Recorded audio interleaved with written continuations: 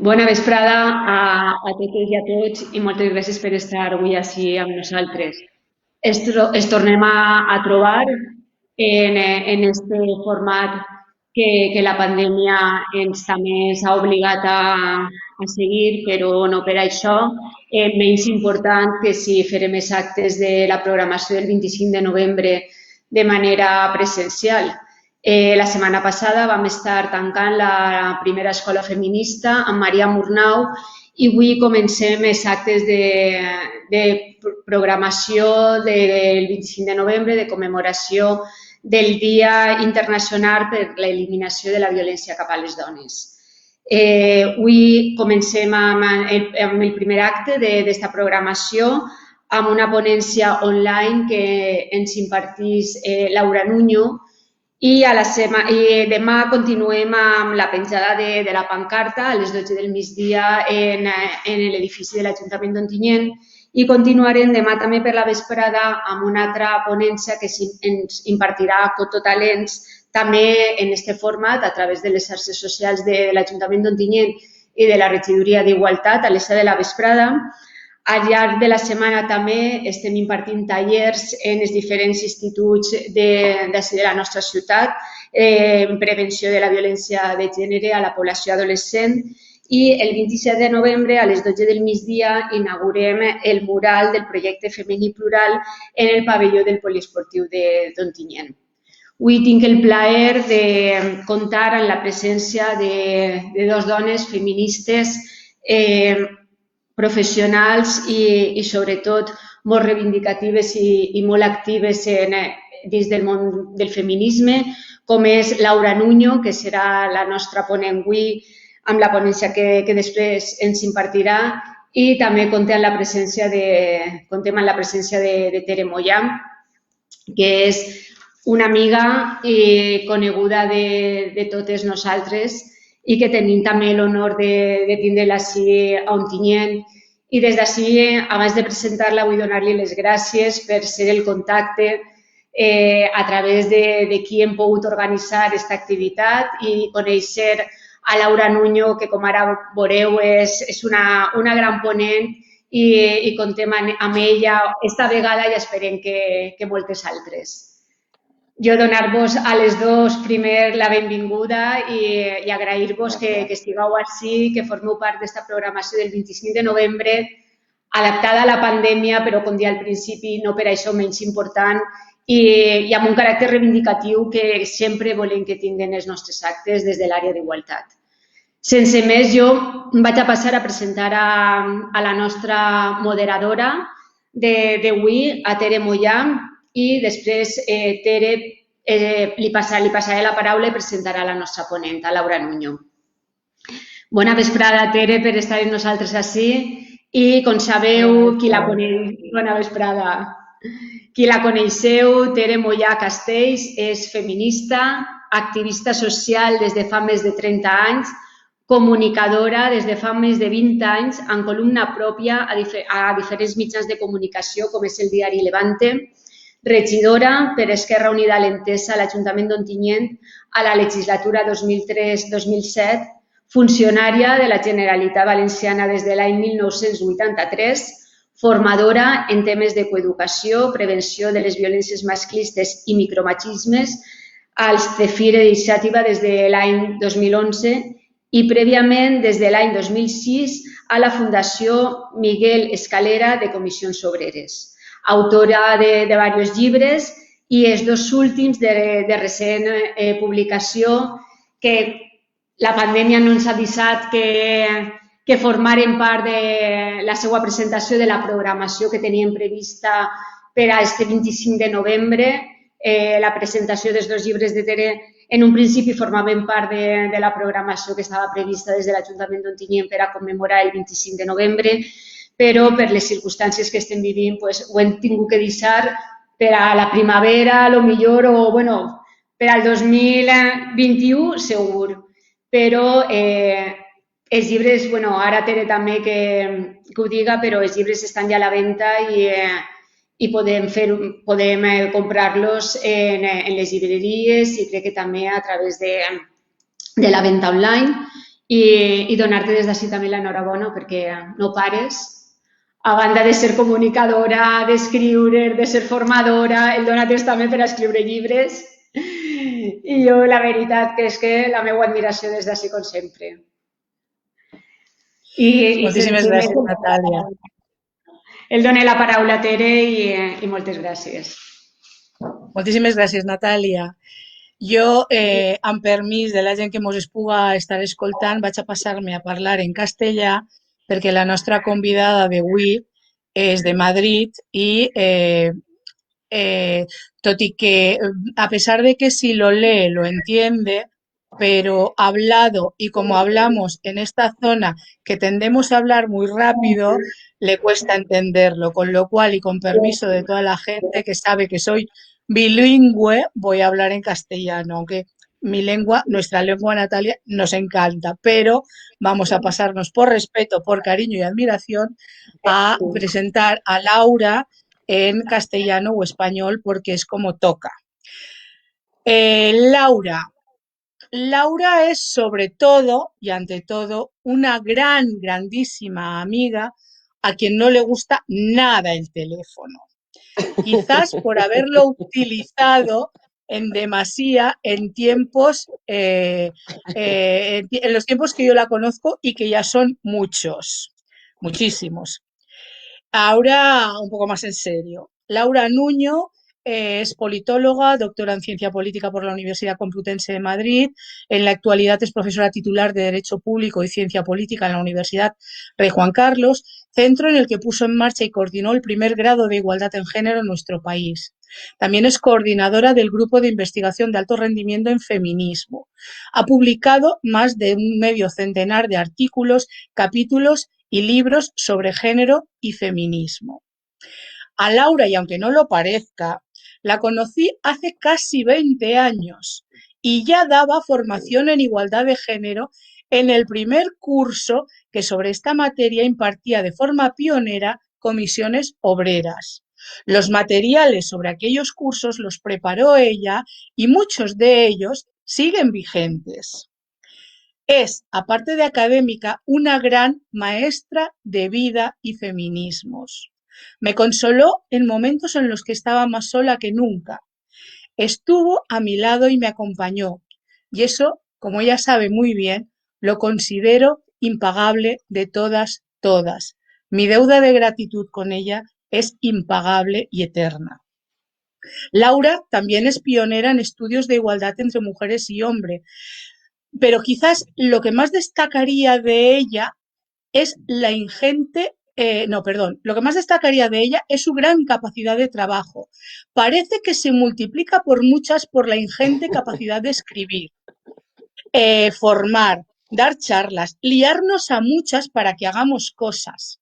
Creo que la definiría, aparte de como una trabajadora infatigable, como una bruja lianta, que no para ni un segundo y que igual te pinta una puerta, que te escribe libros sin parar o te empuja a que estudies o a que hagas cosas para y por el feminismo. Por eso es una lianta, una gran lianta. En su último libro, Maternidades S.A., el negocio de los vientres de alquiler, cuya lectura recomiendo encarecidamente, desgrana los motivos sobre los que se asienta este negocio ilícito que utiliza los cuerpos de las mujeres como materia prima para obtener beneficios enormes. Hoy nos hablará sobre ello y sobre la prostitución como elementos que sirven al patriarcado para obtener beneficios usando los cuerpos de las mujeres más vulnerables económicamente hablando, sin que les importe para nada a los proxenetas y a los tratantes su condición humana ni su dignidad. Y ya me callo para dar paso a Laura, que ha de ser ella y no yo quien nos forme en esta materia. Todo tuyo, querida Laura. Bueno, muchísimas gracias. Bueno, antes que nada, disculparme porque soy mesetaria, soy de Madrid y las mesetarias no somos bilingües, así que tenemos ese hándicap y vamos así, bueno, vamos así por la vida. Tere, mil gracias por tu presentación, me has emocionado como me emocionas muchas veces. Supongo que todas conocéis a Tere Moya. Tere es muchísimas cosas, pues como ya se ha dicho, una militante incansable, una feminista de las imprescindibles es también una bruja alianta, es periodista, escritora, formadora. Pero yo voy a destacar una cosa. Es probablemente de las personas más generosas que he conocido. A Tere no le puedes hacer un favor porque no te lo perdona en la vida, y es una persona que hace su compromiso feminista una forma de vida, una forma de estar en el mundo, que es difícil de encontrar. Así que bueno, compartir este espacio en este formato virtual me hace especial ilusión. Bueno, el tema que hoy nos trae aquí es la explotación sexual y reproductiva de las mujeres, que como bien sabemos ha sido históricamente una máxima patriarcal. Y lo que está ocurriendo ahora es que en esa unión entre mercado y patriarcado, que ha señalado ya en numerosas ocasiones, bueno, entre otras Rosa Cobo, está haciendo que se expandan ambos mercados. Vale, ¿el patriarcado de qué partía? Pues partía de que las mujeres éramos una especie como de seres sin alma, que diría la escolástica clásica, ¿no? Por tanto, éramos cuerpos subalternos en esa noción aristotélica para intereses de terceros o para intereses de la sociedad. Y por tanto, y no en vano, eso que hoy conceptualizamos como derechos sexuales y reproductivos, en el caso de las mujeres, lejos de ser tales, para las mujeres siempre fueron deberes sexuales y reproductivos, obligaciones sexuales y reproductivas. En el ámbito de la sexualidad, pues normalmente se imponía la restricción a un solo varón, que como diría Napoleón, será el árbitro de tu destino, es decir, no voy a entrar en la violencia de género, pero bueno, y además, por supuesto, había un férreo mandato de virginidad antes del matrimonio, de fidelidad después, pues con el objeto de garantizar el origen genético de la descendencia de ese árbitro de tu destino. En los aspectos relativos a la reproducción, pues lo que se fomentó fue, digamos, la maternidad extensiva, ¿no? Que dotaran de muchos hijos e hijas, pero fundamentalmente hijos, a ese varón proveedor. Y bueno, tenemos relatos como el de Yerma, y, en fin, aquella mujer que no conseguía cumplir con ambos mandatos lo tenía complicadísimo, desde luego, en lo personal, en lo familiar y en lo social. Bueno, la cuestión es que ejemplos no faltan que nos demuestran que la reproducción y la sexualidad no fue nunca un asunto que se dejara al arbitrio o al libre albedrío de las mujeres. Y tenemos un montón de prácticas, por desgracia, todavía existentes, pues la mutilación genital femenina, los crímenes de honor y todos los problemas, por ejemplo, que todavía seguimos con todo lo que tiene que ver con la interrupción voluntaria del embarazo, que sigue siendo, sigue conllevando una pena de excomunión automática. El asesinato no, pero la interrupción voluntaria del embarazo sí. Vamos, el mensaje está claro. Bueno, y sí, hemos tenido problemas con la custodia de la descendencia, con la violencia sexual, con el acoso, en fin, todo lo que tiene que ver con esa reivindicación de derechos sexuales y reproductivos, porque el patriarcado los instaló y los construyó como deberes. Y por tanto, eso de que sean derechos está todavía, pues bueno, en experimentación. Bien, sí es cierto que el patriarcado ha explotado siempre sexual y reproductivamente a las mujeres, pero desde luego no con la extensión que nos encontramos ahora o con la virulencia. ¿Qué es lo que ocurre? Que ha entrado el mercado. Y tenemos, bueno, entra el mercado y otras cuestiones, porque tenemos nuevos elementos, algunos elementos comunes que han provocado un crecimiento exponencial de la industria de los vientres de alquiler y del sistema prostitucional. Y quisiera mencionar dos elementos. El primero es el incremento de las desigualdades norte-sur, o eso que llamamos la feminización o la rentabilización de la supervivencia. Es rentable que haya pobreza femenina, es rentable para el mercado. ¿Es rentable? Bueno. Y lo segundo es esa transformación de las economías de mercado en sociedades de mercado.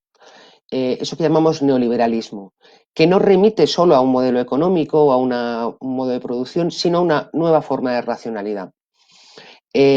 Una racionalidad que se encardina en el individualismo del libre acuerdo y que no tiene ningún problema en convertir los deseos en derechos, si tienes capacidad económica para comprar esos deseos en el mercado. Y donde además se empieza a entender que limitar los privilegios es una limitación de derechos. Sobre esto sí puedo entrar después. Vale, así que esa prerrogativa histórica patriarcal de explotar sexual y reproductivamente a las mujeres se ha sumado a un mercado que ha encontrado en esa explotación un provechosísimo nicho de mercado, porque además la materia prima, es decir, los cuerpos de las mujeres o las mujeres, se la dan, no es como plantar un olivo, ¿no? Que hasta que te da fruto, y si una no te sirve, pues coges otra. ¿Qué pobreza hay? Bien, según este nuevo credo económico, la naturaleza, los servicios públicos, los servicios sanitarios, las especies en extinción, todo puede ser objeto de mercantilización. Y no hay ni fronteras ni territorios. Y ha encontrado en los cuerpos fragmentados de las mujeres un nicho de mercado muy lucrativo. Así que no encuentran ahora ningún problema en explotar de forma separada, incrementar la plusvalía genérica clásica de la que habla Jonas Dottir, explotar de manera separada su sexualidad y su reproducción. En defensa del sistema prostitucional o de la industria de los vientres de alquiler nos vamos a encontrar, luego entraré sobre ellos, solo quiero como anunciarlos, tres argumentos, que son tres argumentos que todas y todos habréis visto que son argumentos recurrentes. El primero es la libre elección, es decir, que si hay consentimiento y si es una libre elección entre las partes y no hay daños, pues es un contrato legítimo y por tanto debe ser legal. Bueno, en el caso de la prostitución, del sistema prostitucional, sería en el marco del ocio, y en el caso de los vientres nos están contando toda una retahíla que es una especie como de solidaridad extrema de esas mujeres, ¿no? Que están deseosas de hacerle favores de ese calibre a personas desconocidas. Luego entraré sobre ello, porque, en fin, los cuentos que nos cuentan son desde luego increíbles. Vale, la primera, la libre elección, que ya lo conocemos, que además normalmente es un argumento que se utiliza solo cuando se vulneran derechos de las mujeres. Para venta de órganos o para trabajar sin contrato o para la esclavitud, nadie hablaría de libre elección. La libre elección es un mantra que sacan de la chistera cuando quieren decir que no, que nosotras somos responsables de nuestra propia opresión porque lo hemos elegido nosotras. Primer argumento. El segundo argumento que encontramos y que son comunes en el sistema prostitucional y en el de vientres es la estigmatización de las mujeres. El que no sea legal o el que no regulemos la prostitución o los vientres de alquiler o la gestación comercial estigmatiza a las mujeres, dicen. Bien, es también un argumento que se comparte en la defensa de ambas industrias. Claro, lo que pasa es que llama poderosamente la atención que les preocupe tanto que el que no sea legal o que no esté reglamentado estigmatice y que tengan una asombrosa indiferencia hacia la situación de vulnerabilidad de la que parten esas mujeres, a la situación de vulnerabilidad que hace, que provoca esa feminización de la supervivencia. Es cuanto menos sospechoso. O sea, que te preocupe si hay estigma y no te preocupe si hay dolor, hambruna, en fin, vale. Y la tercera teoría que utilizan ambos es la teoría del mal menor, que vendría a resumirse en, bueno, pues ya que existe, mejor regular para impedir abusos. En una especie como de apuesta francamente cobarde, que es, bueno, admitamos formas menos agresivas de explotación, echemos del marco las formas agresivas de explotación, pues la trata con fines de explotación sexual y reproductiva, y aceptamos formas de explotación más benignas, como si el reto de una sociedad fuera, pues si ya no tenemos suficientes formas de explotación, ir incorporando al abanico de formas de explotación adicionales, que parece ser que es lo que proponen. Pero luego vamos a tener elementos específicos y diferenciales, que también van a favorecer la expansión del sistema prostitucional y de los vientres de alquiler. Respecto al sistema prostitucional, todo lo que ya conocemos de esa creciente hipersexualización de las mujeres, incluso de las niñas, ¿no? Esa sacralización de la sexualidad, es decir, si hay sexo es bueno, bueno, si es violación no, si es prostitución puede que no, porque puede haber sexo para uno pero no para una, porque la sexualidad es una expresión de la libertad y ahí no parece que haya mucha. y se identifica la sexualidad o el sexo con la libertad, sin analizar si es realmente una sexualidad libre o no lo es. Pero se pasan, digamos, en el proceso de reflexión o de análisis, si hay sexo, hay libertad. Bueno, puede que no, puede que sí, puede que no. Y por tanto, hay una crítica a todo, a las personas que estamos en una posición abolicionista, o por lo menos crítica con la supuesta libertad que hay en el sistema prostitucional. Hay una crítica de, bueno, pues que somos antisexo o sexofóbicas o mojigatas, y que vamos contra la libertad de las mujeres, ¿no? Que es un poco, o contra la libertad sexual de las personas. Claro, el tema es, ¿la existencia de la prostitución es ajena a la sexualidad patriarcal? ¿Hasta qué punto la prostitución no erotiza y normaliza el sometimiento de las mujeres? Su expansión, la expansión del sistema prostitucional, es ajena a la creciente hipersexualización de las mujeres. En las propias relaciones de las que habla que son libres, porque se habla de relaciones sexuales, ergo si hay relación, puede haber relaciones de poder. Y si hay relaciones de poder, ¿es un acto de libertad o es un acto de opresión? No se puede identificar directamente la sexualidad con la libertad si no se analiza cuán de libres son, si no las relaciones sexuales, o si no se politiza si hay relaciones de dominación y de sometimiento o no, o si se está erotizando el sometimiento de las mujeres. Porque en la prostitución y en pornografía se compra se erotiza el sometimiento de las mujeres, se convierte en erótico, ¿no? Respecto a los vientres, pues claro, también un elemento específico y diferencial que han sido todos los avances en técnicas de reproducción humana asistida, que permiten lo que antes era inviable, imposible técnicamente. ¿Cuál es la crítica entonces? A las personas que nos posicionamos en una posición crítica, o por lo menos que proponemos un análisis de qué es lo que hay detrás, pues la crítica es que somos tecnofóbicas. Somos tecnofóbicas y estamos en contra de los avances, bueno, pues todo este tipo de cuestiones. Y aquí también vamos a tener elementos diferenciales en su defensa, en la defensa de la prostitución y de los vientres. En la prostitución nos van a decir, o sea, los tres de antes, del mal menor, la estigmatización y el libre consentimiento, esos tres que son comunes en vientres y en prostitución, como es común el origen, hay elementos diferenciales también en su defensa. En la prostitución nos van a contar que el sexo es algo innato y natural y que, por tanto, como comentaba antes, no hay relaciones de opresión. Y que además la prostitución, el sistema prostitucional, es una suerte de propuesta transgresora, ¿no? Del orden moral o del... Claro, es rara una transgresión que empiece aceptando el orden capitalista y el orden patriarcal. Desde luego no es una transgresión que transgreda mucho porque está aceptando y reforzando los dos sistemas de dominación clásicos. Y además, la práctica, el consumo de prostitución, es casi hasta una especie de medidor de la sexualidad patriarcal, ¿no? Cuando todas o todos nos imaginemos a un putero, no nos estamos imaginando a un feminista, nos estamos imaginando, y además, bueno, y los estudios sobre puteros así lo reflejan, tienes un medidor de la sexualidad patriarcal. Ergo, ¿qué transgresión es esa? Y plantean también, aparte que es una propuesta transgresora, que es una propuesta pro derechos, una suerte de propuesta feminista.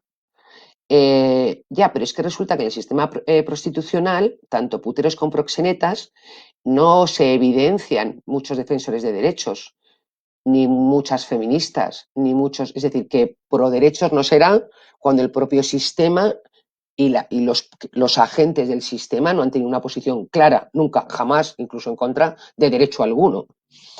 Si me da tiempo, luego entraré en ello y en los sindicatos y en este tipo de cuestiones. Respecto a los vientres, pues los vientres incorporan también dos elementos discursivos o dos elementos diferenciales a la hora de intentar legitimar y legalizar los vientres de alquiler o la gestación comercial.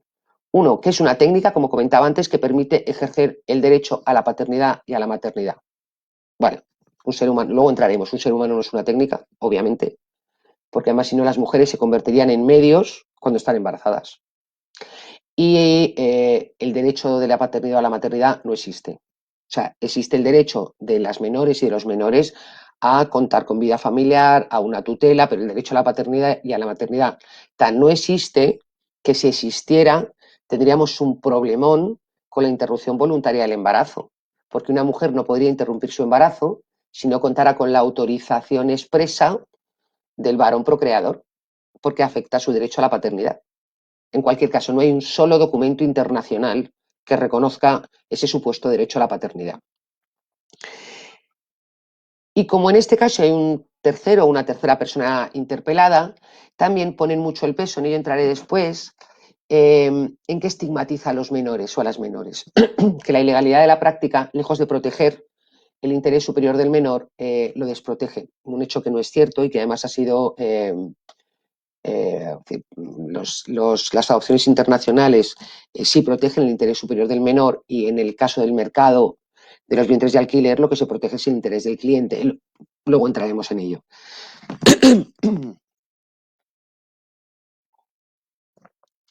Bueno, y si os parece, voy por partes. Voy mirando a ver la hora. Vientres de alquiler y luego prostitución.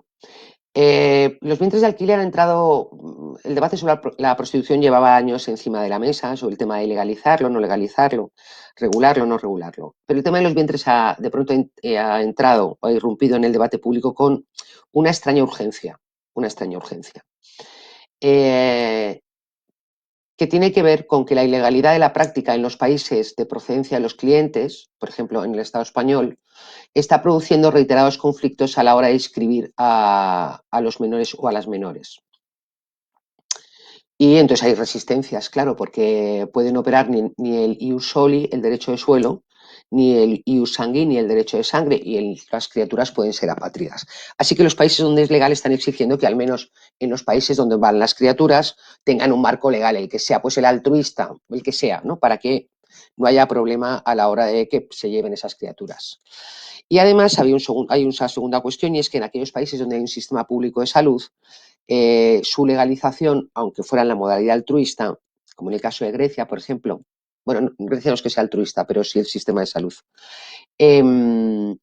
la legalización permitiría que hubiera una cobertura del sistema público de salud, que es uno de los gastos más elevados que tiene la industria gestacional, es decir, abarataría costes.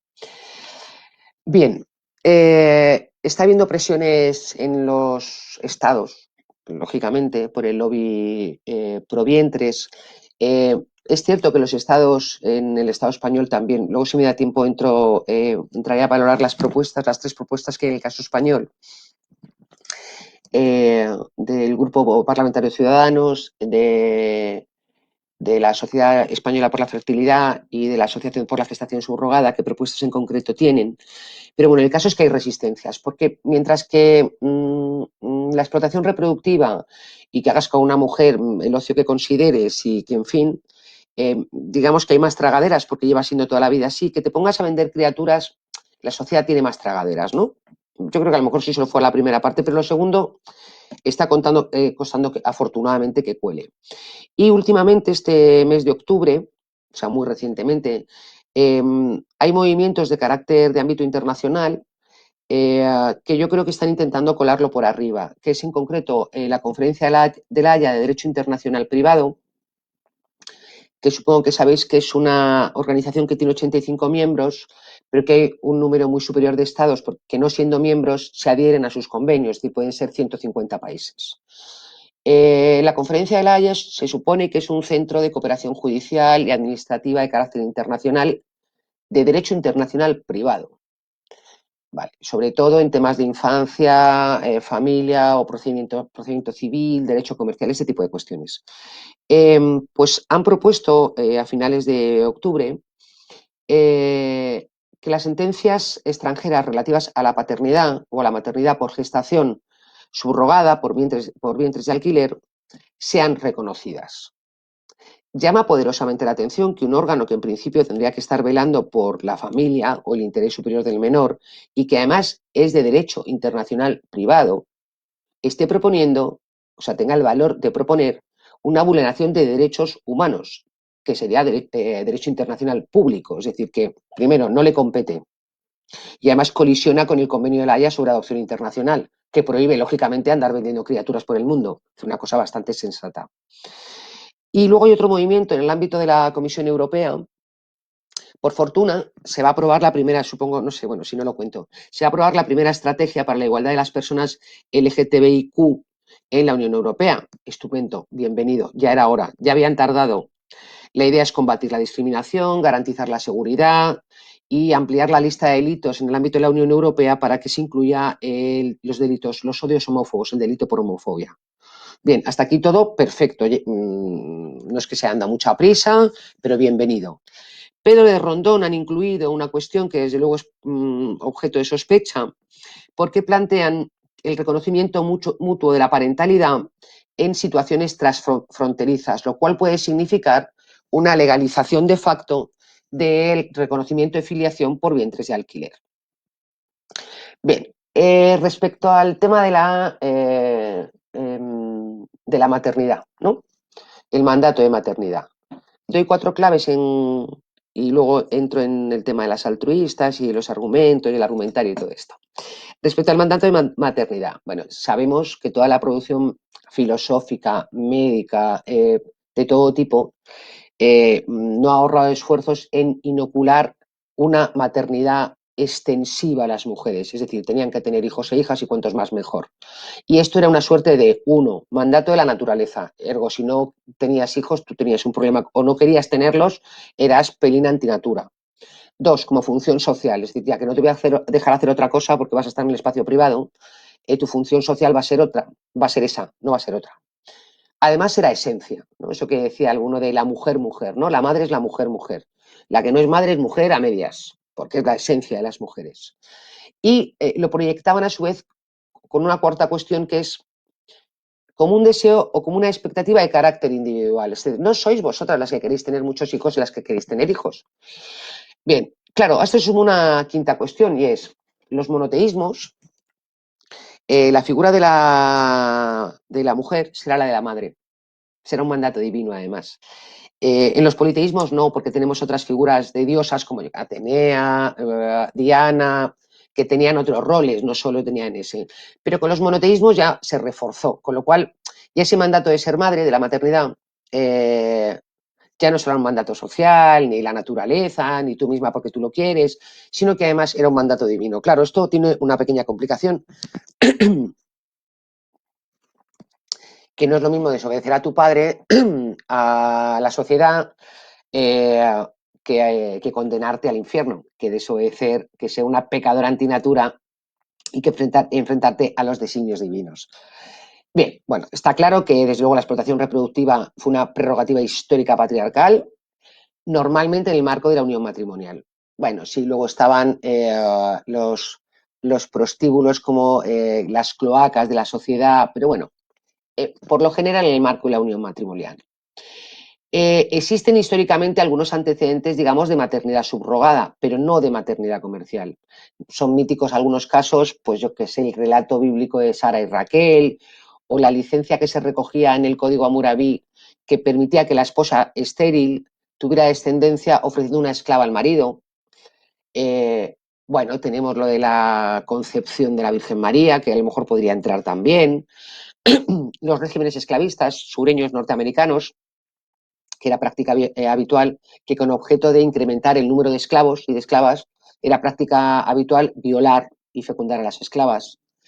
O bueno, el proyecto Fuente y Vida o Lebensborn, que era un proyecto del régimen nazi alemán, que su objetivo era inseminar a mujeres arias puras para ofrecer niños puros de raza aria a aquellas familias afines al régimen, lógicamente, que no pudieran tener criaturas. Pero la cuestión es que la mercantilización del embarazo es algo nuevo. La reproducción como un nuevo modo de producción es algo nuevo, no existía antes. No ha existido, empieza ahora, no ha existido nunca antes. ¿Y por qué ahora? Pues porque veremos, porque se puede técnicamente, por las técnicas de reproducción humana asistida, porque se puede humanamente, por esas contrageografías de la globalización, esa feminización de la supervivencia, y porque se puede comprar lo que se desee en estas sociedades de mercado, donde el precio del dinero libera al consumidor o a la consumidora de cualquier responsabilidad ética y moral, ¿no? Tú pagas y listo, ya no tienes mayor responsabilidad ética. En una suerte, además, de imaginario del progreso, donde el progreso inevitablemente va acompañado, bueno, de vulneración de derechos, de cierta depredación. Pues si te compras un móvil ya sabes que no sé qué, si consumes... Bueno, pues parece ser que es que el progreso va acompañado de esta especie como de abuso interminable de la naturaleza, los ríos, los animales y al que pilles por en medio, vamos. Bien, así que la maternidad como institución patriarcal sufrió o ha sufrido ciertas transformaciones. Teníamos esa maternidad extensiva de la que hablaba antes, que es mucha descendencia al varón sustentador, que es la hegemónica históricamente y la que sigue presente en muchísimos países, pero ahora tenemos dos modelos. Y quiero hablar de los dos modelos porque además son sincrónicos, son contradictorios. Justo cuando las mujeres empiezan a incorporarse al espacio público, al mercado laboral, cuando empieza a producirse una transformación identitaria de las mujeres, donde ya no tienen tan claro una vida dedicada a la crianza de 16 criaturas y donde los métodos anticonceptivos están disponibles, es decir, donde las mujeres pueden decidir cuántos y cuántas hijas tienen y cuándo y si quieren, nos encontramos con una nueva fórmula de maternidad, que es, frente a la maternidad extensiva, la maternidad intensiva y con apego. Eso de las 7 Bs, ¿no? Donde, vale, vas a tener no vas a tener el trabajo de 16 o de 10, pero con 1 o con 2 vas a tener trabajo suficiente para que te centres en ese rol maternal. Y esta maternidad intensiva o con apego coincide o convive o pretenden hacer convivir sin problema, sin ninguna contradicción, con una maternidad comercial con desapego, que son los vientres de alquiler, donde deslocalizan la producción, además. Compran en un sitio el óvulo, porque se pagan más los caucásicos, porque es un mercado racial y racializado. Pero como la caucásica es más cara en la gestación, luego resulta que la gestación la contratan con una hindú, con una mexicana, con una ucraniana o con una tailandesa, porque es más barato. Y luego en un tercer país venden el producto resultante que resulta ser un ser humano. 1 o 2, porque además es bastante habitual que se encarguen 2 criaturas, embarazos gemelares, porque la segunda unidad, y perdonadme que hable en estos términos, la segunda unidad sale a mitad de precio. Si encargas 1 es un precio, 40.000 euros, y si encargas 2 te sale por 60.000, porque total, los gastos médicos y de alimentación son los mismos. Así que, bueno, en fin, no voy a hacer ningún comentario sobre esto porque me parece suficientemente brutal el tema. La cuestión es que surgen 2 modelos de maternidad nuevos, la intensiva, la de con apego y la de sin apego, con la gestación con desapego, y pretenden hacer convivir sin contradicción alguna la maternidad como un hecho absolutamente trascendente, el hecho más importante en tu vida, o como un hecho absolutamente irrelevante, en el caso de la gestación comercial. Bien, ¿qué ocurre con esto de la gestación comercial? Bueno, voy viendo un poquito más rápido. No hay un instrumento internacional específico. Y en el ámbito internacional lo que tenemos es una ambivalencia interpretativa. Naciones Unidas tiene una posición tibia y ambivalente. Los sucesivos informes de 2017 y 2018 de la Relatora Especial del Consejo de Derechos Humanos muestran la preocupación por la extensión de la práctica y combina a los estados a extremar la vigilancia por una práctica que pudiera considerarse, como de hecho es, venta de seres humanos o de niños y niñas o adopciones ilegales, está claro. Y la Convención Internacional de los Derechos del Niño, en el artículo 7 y 8, séptimo y octavo, recoge el derecho a conocer su origen e identidad y, por tanto, combina también a los estados a tener una protección rápida y apropiada. Bueno, pero luego tenemos otras instituciones, otras agencias de Naciones Unidas, como el Fondo de Población y Alto Comisionado de Derechos Humanos en Asia, que invitan a los países en vías de desarrollo, ¿no?, ese eufemismo, para que legalicen la comercialización del embarazo para incrementar el PIB a lo grande. Y en el ámbito de la Unión Europea, bueno, el Consejo de Europa a través del Tribunal Europeo de Derechos Humanos, el Tribunal de Estrasburgo, sí ha tenido algunas sentencias relevantes de calado, pero en lo que en realidad hace es sopesar el derecho, el interés superior del menor, el interés del Estado y el interés de los clientes o los comitentes.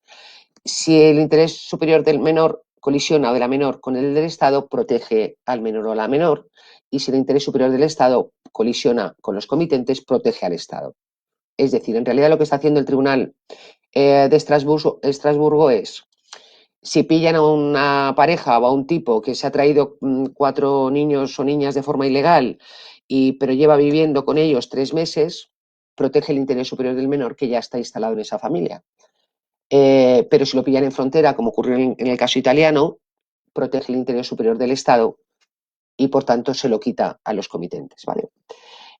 Bueno, y en la Unión Europea la verdad es que la posición más nítida o la institución que ha tenido una posición más clara ha sido el Parlamento Europeo, que en una resolución de 2015 pues igualmente pues habla de vulneración de derechos, utilizar a las mujeres como mercancías y todo lo que supone el tráfico de niños. Pero fundamentalmente presta su atención o denuncia el asalto a la dignidad que supone el tema de los vientres de alquiler, ¿no? Los marcos legales en el ámbito, en esto voy a entrar muy poquito, el ámbito legal en el ámbito en cada Estado miembro, pues las legislaciones nacionales son muy dispares. Hay países donde puedes hacer cualquier cosa, como Estados Unidos, da igual el estado civil, la orientación sexual, la nacionalidad, los problemas de fertilidad, todo, da igual, puedes hacer un diagnóstico preimplantatorio, todo depende del dinero. Estados Unidos además te regala la nacionalidad estadounidense porque allí funciona el ius soli, el derecho del suelo, así que si te lo compras en Estados Unidos viene con la nacionalidad norteamericana. Y luego, bueno, en función de cada país, pues van cambiando, pues unos restringen en función de orientación sexual, otros restringen en función de lugar de residencia, otros prohíben pruebas genéticas, otros las permiten, otros obligan a la gestante a renunciar a la afiliación antes del embarazo, que esto ya sí que es una barbaridad porque es que renuncias antes. Bueno, colisionaría con todo lo que es la normativa en materia de adopción internacional, donde se deja siempre un periodo de reflexión a la gestante. No, aquí renuncias incluso antes de la gestación. Y hay algunos que tienen la modalidad comercial. Los costes son muy diferentes, pues en India pueden ser $25.000, en Ucrania 30 o 40.000, el paraíso californiano pues ya se te va a 100.000 euros, pero bueno, tienes eso que se viene con la nacionalidad norteamericana, y luego hay países que tienen la altruista, entraremos ahora sobre ello porque en realidad es un lavado de cara. Algunos no especifican cuantía, como las propuestas españolas, o sea, se puede remunerar, pero se llama altruista, y otros limitan el precio, como Grecia, por ejemplo, que creo que son 12.000 euros. Lo curioso en las propuestas altruistas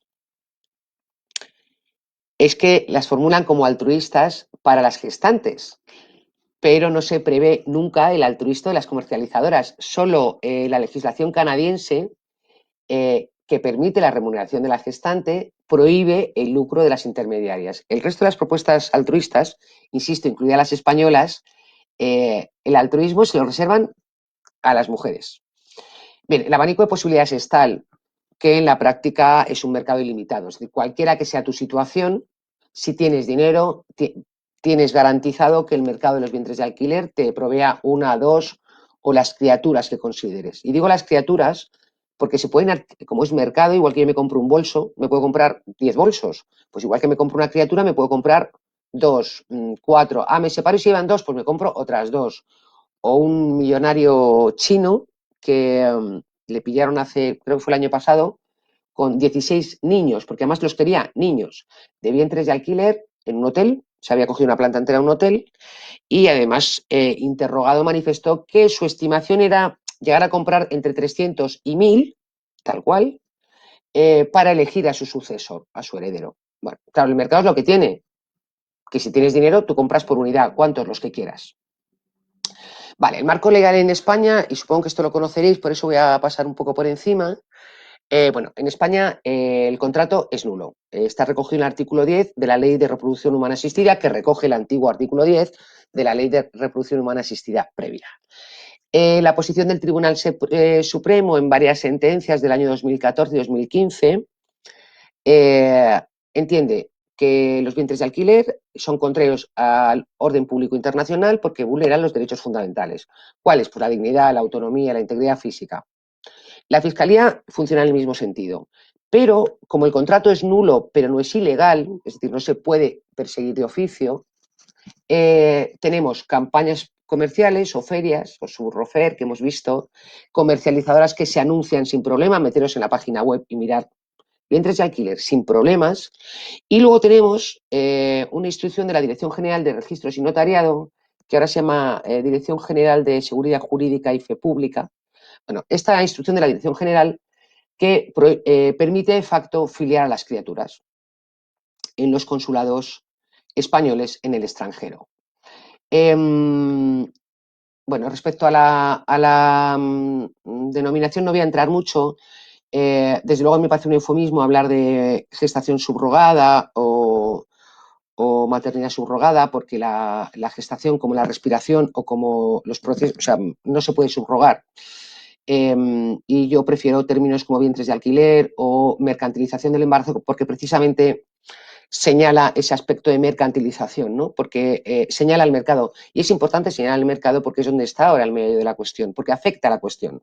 Porque todos los controles de calidad van a ir a la salud de la criatura, no de la madre. Y por tanto puede haber colisiones en caso de que sea un embarazo con complicaciones. Y porque puede haber una colisión de intereses entre la salud de la gestante y la salud del feto o de los fetos. Y porque con objeto de reducir, en términos de costes económicos, el coste de la gestación, se fragmenta y se compra aquí un óvulo, se compra allí, se encarga allí la gestación y se va allí bueno, pues a vender el producto. Bien, y os comentaba, en defensa de la legalización, bueno, voy a entrar un poco con esto, pero muy poquito y paso a prostitución, que me estoy quedando sin tiempo. Bueno, hay varios argumentos estos que anunciaba inicialmente, algunos comunes con la prostitución, otros específicos del tema de vientres. El primero es que es una técnica de reproducción asistida cuya prohibición impide ese supuesto derecho a ser padre o a ser madre. Bueno, esto ya lo hemos visto antes, este derecho no existe y desde luego de existir tendríamos un problema con la interrupción voluntaria del embarazo. Que su prohibición discrimina o estigmatiza. Pues ¿a quién? Uno, a personas con infertilidad estructural, es decir, a parejas de hombres o hombres solos, o a mujeres con problemas de infertilidad, ¿vale? Porque además es la única fórmula de ser padre o de madre, ser padre o madre. Dos, que discrimina o estigmatiza a las gestantes, ¿no? Eso que dicen también en prostitución, que es paternalista, que infantiliza a las mujeres, que es incluso machismo, que limita el derecho a decidir sobre su cuerpo, o que estigmatiza a los menores, porque desprotege su interés superior, le priva de tutela. Bueno. Después está el argumento que ya hemos visto de la libre elección y el mar menor. Eso los voy a dejar porque los hemos visto inicialmente. Y sí quería centrarme en este argumento que es bastante habitual, que es el de la estigmatización, ¿no? Que estigmatiza a las personas con infertilidad estructural, ¿no? Pues no discrimina porque no está permitido para nadie. O sea, no se impide a unas personas, se impide a todo el mundo, como si yo digo que a mí me estigmatizan por ser mujer porque no puedo comprar esclavos. No, mire usted, está prohibido para todo el mundo. Y además no es la única fórmula para tener criaturas. Está todo el sistema de adopciones internacionales y de acogimientos, por cierto, por el que muestran un llamativo desdén también todo lo que es la industria gestacional, lógicamente, claro, que en nuestro país las adopciones internacionales se han reducido en 6 años en una quinta parte, sobre todo las procedentes del continente africano. Claro, la gente lo compra. Y además, como es un mercado racializado, pues, bueno, pues eso. ¿Qué discrimina a las gestantes? Nada, bueno, pues esto del paternalismo, el derecho a decidir sobre tu cuerpo, bueno.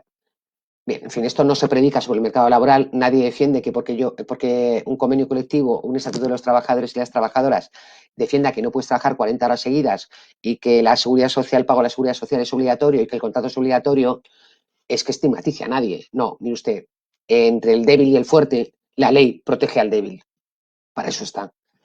Porque si no tuviéramos un régimen laboral, un régimen de protección laboral, ya sabríamos lo que pasaría. Y nadie habla de estigmatizar a los trabajadores y a las trabajadoras. Se trata de impedir una explotación, en este caso reproductiva, y defender derechos humanos, ponerle límites al mercado. Respecto al interés del menor, bueno, pues ya lo anunciaba al principio, claro, que compren un crío o una cría no significa que esté protegido su interés superior. De hecho, muchos de ellos, más de una décima parte, nacen con poco peso debido a los tratamientos y al estrés, y hay casos uno detrás de otro, que bueno, pueden ser casos aislados, de abandono de criaturas cuando tienen un problema médico. Es decir, el niño sale con un problema médico, la niña, y lo abandonan. Muy brevemente, muy brevemente, os voy a leer porque es que hubo un tipo, un norteamericano, una pareja de norteamericanos que compraron una criatura. Total, que llegan a casa y llegan encantadas con la criatura. Bueno, os leo el párrafo y tiro. Vale. Cuelga en una red que se llama Reddit, que es como si fuera Facebook, el siguiente mensaje. Invertimos mucho dinero en una subrogación para tener a nuestro propio hijo juntos. La madre sustituta era una buena señora que cuidaba su cuerpo y nos llevábamos bien. Mi esposo y yo estuvimos tan emocionados 3 días después de que diera luz que una vez que vi el bebé supe que algo andaba mal. El bebé tenía rasgos asiáticos, cabello negro y ojos marrones, cuando ambos somos personas rubias, blancas y con ojos azules. Inmediatamente mencionamos el problema con los médicos y pedimos una prueba de ADN. Yo no soy el padre, pero sí tiene el ADN de mi pareja.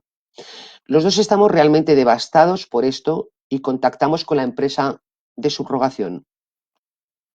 La madre sustituta también está desconsolada después de que le contáramos lo que sucedió, pero no puede permitirse el lujo de mantenerlo, ya que ella ya tiene 5 hijos.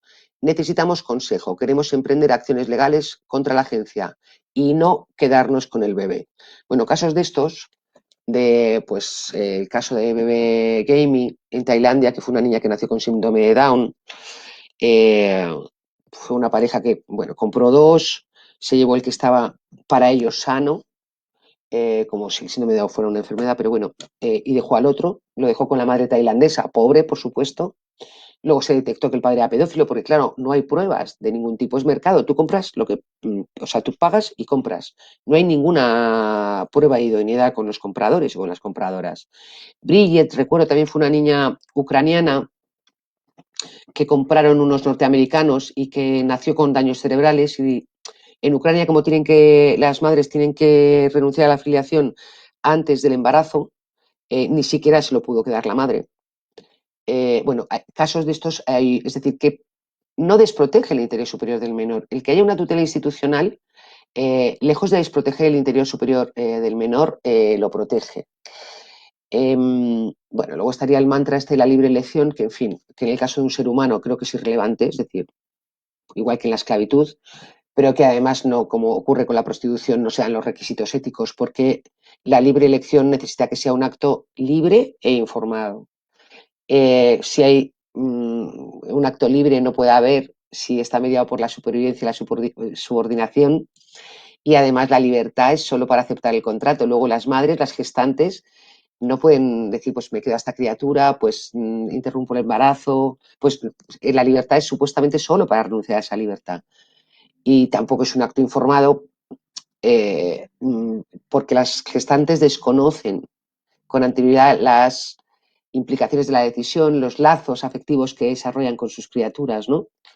Y yo creo que hay un problema con el tema, además del mantra de la libre elección o del consentimiento, que no solo falsea el consentimiento porque no hay tal, no es lo mismo aceptar algo o ceñirte a algo que decidir libremente algo, ¿no? Es que además despolitiza la decisión porque la individualiza. Así que, claro, la responsable de su propia opresión será la víctima. Entonces, invisibilizas al victimario, ¿no? Al sistema opresor.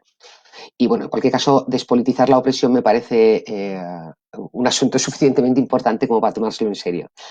Bueno, frente a lo que es meramente lo que es la gestación comercial, ¿no? Que parece que se vender criaturas ahí en el mercado 1, 2, 3 o 15, y además elegir si son rubias o no, y elegir en catálogo, porque se eligen en catálogo a las donantes, y entonces dices, mira esta qué mona es. Bueno, hay hasta subastas de ovocitos, de modelos, pues si tienes dinero y dices, bueno, porque me voy a conformar yo con lo feito que he salido, pues me compro unos óvulos de una señora que esté estupenda, bueno, son un poquitín más caros, pero me lo puedo permitir y lo puedo elegir en una subasta o en un catálogo, ¿no? Frente a esto, que todavía la sociedad no está preparada, para la explotación sexual y reproductiva sí, pero para la venta de criaturas no, se está planteando el tema del altruismo, ¿no? De las propuestas de gestación altruista, que en el caso español hay tres, que es la Sociedad Española de Fertilidad, la Asociación por la Gestación Subrogada en España y el Grupo Parlamentario de Ciudadanos. Ahora parece que está menos, se oye menos, pero bueno, ahí están esas tres propuestas. Claro, el tema del altruismo es que rebaja la carga ética que supone hablar descaradamente de vender niños y niñas. Pero en la medida en que prevé una compensación económica por las molestias ocasionadas, por las molestias físicas, el desplazamiento, el lucro cesante, pero que no establece cuantía, el altruismo no está. O sea, no sería, a ver, ¿cómo aminoras las molestias? Si me compras un piso nuevo, si me compras un coche nuevo, si me pagas unas vacaciones en Seychelles, si me pongo... Es decir, todo apunta a que va a ocurrir como lo que ha pasado con la supuesta ovodonación, ¿no? Que en realidad es venta de óvulos y que de España proceden ya el 50% de las donaciones de óvulos en Europa. O sea, no sé si la idea es que además del óvulo de Europa seamos el útero de Europa, ¿no? Y en todo esto el altruismo pintan a las gestantes como una especie de empáticas anfitrionas, mujeres caritativas, en una proyección hiperbólica ya del mandato de abnegación patriarcal completamente intolerable, porque además todas las propuestas, los requisitos que le piden a ellas son muy superiores a las gestantes que los que le piden a los comitentes. No voy a entrar ahora porque no me da tiempo, pero si luego tenemos tiempo podemos parar sobre ello. Les piden requisitos de salud física, de estabilidad económica, de consumo de todo tipo de cuestiones, de algunas propuestas solo le eligen a los comitentes que se van a quedar con las criaturas, que van a ser los tutores legales de esas criaturas, solo la disposición y la actitud y capacidad de obrar. Una de ellas ni siquiera pide capacidad de obrar. A las gestantes les pide una suerte de 20 requisitos y a los comitentes no. Nadie en su sano juicio se cree, nadie, que esas gestantes tienen esa especie de proyección hiperbólica de solidaridad con personas que no conocen y que ceden de manera altruista el fruto de su vientre. Es decir, que son solidarias con esas personas que no conocen, pero no son solidarias y muestran una absoluta indiferencia hacia esas criaturas que están pariendo, ¿no? Nadie, qué mujer, en qué circunstancias se hiperhormonaría, se inseminaría, gestaría, pariría, se sometería a pariría y entregarían las criaturas concebidas sin compensación económica. Las experiencias previas, y con esto termino, ya muy rápidamente voy al otro, las experiencias previas como en Gran Bretaña ya nos señalan, Gran Bretaña tiene una legislación que es altruista. ¿Qué ocurre? Que las británicas no están dispuestas, claro, ¿de qué? ¿Qué hace? ¿Qué ha permitido? Que se vayan fuera, a Tailandia, a la India, a Estados Unidos, a Grecia, a Ucrania, y los adquieran allí. Luego dicen aquí que son altruistas o allí vamos y listo. Solo ha habido 19 casos de mujeres británicas altruistas. Todo apunta a que además el altruismo solo rebaja la carga ética y todo apunta además que, como ocurre con el sistema de prostitución, en el que voy a entrar muy brevemente, incrementaría la trata con fines de explotación reproductiva, como ya se ha visto que hay varios, que en aquellos países donde es legal, pues Camboya, en Vietnam, se han pillado redes de trata con fines de explotación reproductiva. Pues claro. En cuanto a la prostitución, muy rápidamente, porque me quedo sin tiempo, lo siento. ¿Qué ocurre con la prostitución? Pues igual, exponencial, hipersexualización y además, hipersexualización de las mujeres y además, cada vez hay fronteras cada vez más infranqueables y por tanto se está incrementando el tráfico de personas. ¿Qué ocurre? Que el tráfico, que las mafias aprovechan la clandestinidad de esa situación de tráfico para practicar la trata, porque son mujeres completamente desprotegidas, vulnerables. Eso unido a una frivolización, digamos, de lo que es la explotación sexual y una erotización del sometimiento, está haciendo que el incremento del turismo prostitucional y de la prostitución sea exponencial también, ¿no? Y hay un debate sobre el que quería mencionar, y ya voy cerrando, porque, bueno, voy casi cerrando. Aparte de esos argumentos que hemos visto antes, ¿no? De, pues, el libre consentimiento, pues si hay sexo es bueno, el sexo es libertad, bueno, puede ser libertad o no, la violación no es libertad, la prostitución es sexo para una persona y para otra no. Además, hay un argumento bastante recurrente, que es que el lobby pro prostitución normalmente se autoproclama como representantes de las trabajadoras del sexo, que así las denominan.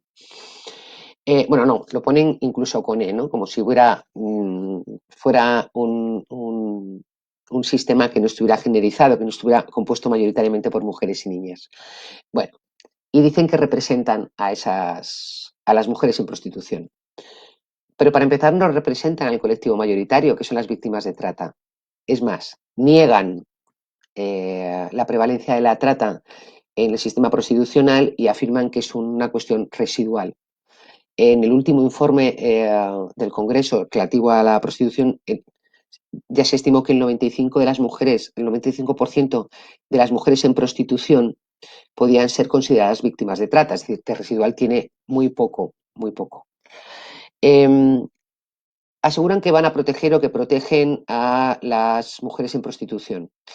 Ya, pero las experiencias previas, como ocurre con el caso británico respecto a los vientres, por ejemplo, la legislación alemana de 2002, se estimaba que había 400.000 mujeres en prostitución. ¿Cuántas se han dado de alta en esa especie de registro como trabajadoras del sexo? 44, un 0,01%. Claro, ¿por qué me voy a dar yo de alta como trabajadora del sexo si puedo ser actriz, peluquera o... Es que no está... Y lejos de protegerlas, el número de mujeres en prostitución es cada vez mayor porque las mafias y los burdeles traen más mujeres, porque ahora es un destino preferente, se montan vuelos charter desde Gran Bretaña y otros países solo para el tema de la prostitución, los meten ahí en un burdel, en un macro burdel, y por 100, creo que son 100 euros, pues tienen All You Can Fuck, se llama, es el programa, que es todo lo que puedas follar, y por 100 euros te dan una cerveza, un perrito caliente, y puedes practicar sexo como con rollito pulserita, ¿no? Esto no parece que proteja a nadie, ¿no? Y además los supuestos sindicatos a los que apelan, los sindicatos de las trabajadoras del sexo, claro, son sindicatos muy curiosos, ¿no? Porque, uno, no se les conoce conflicto laboral alguno con la patronal del sexo. Yo, desde luego que he estado toda la vida en un sindicato, me resulta francamente llamativo. Ningún conflicto, ninguna huelga, ninguna denuncia, nada. Cuando las tasas de mortalidad de las mujeres en prostitución son 40 veces superiores a la media.